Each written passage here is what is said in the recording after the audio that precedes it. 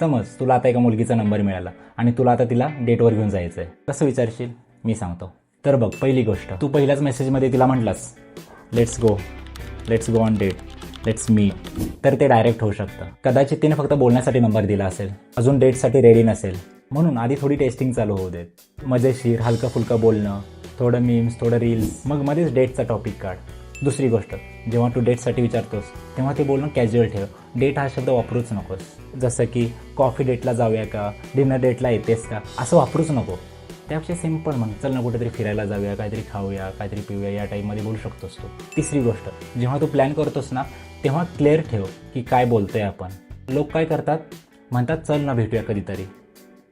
कधीतरी म्हणजे काय? मुलगी पण म्हणते शुअर भेटूया. ती काय येत नसते, तुम्ही काय भेटत नसता. त्याचा आन्सर येईल हो किंवा नाही. जर हो म्हटली तर ठीक आहे, भेटूया डिरेक्टली म्हण. आणि नेमकं सांगून दे रविवारी कोणत्या ठिकाणी आणि कुठे काय भेटायचं आहे. ते मुली ठरवत नसतात, ते मुलांनी ठरवायला लागतं. आणि चौथी गोष्ट, लोकेशन सेन्सेबल ठेव.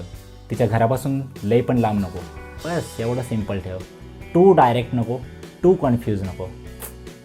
फक्त smart, clear and casual. Bus.